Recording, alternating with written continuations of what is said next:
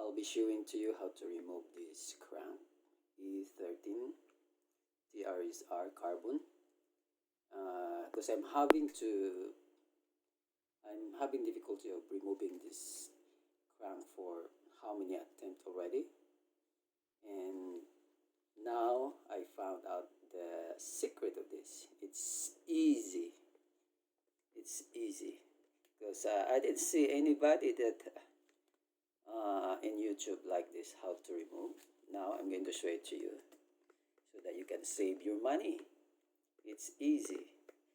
Just make sure that do not remove this one. It's like the cover. Do not remove it. That's a 10 millimeter. Make sure do not remove this.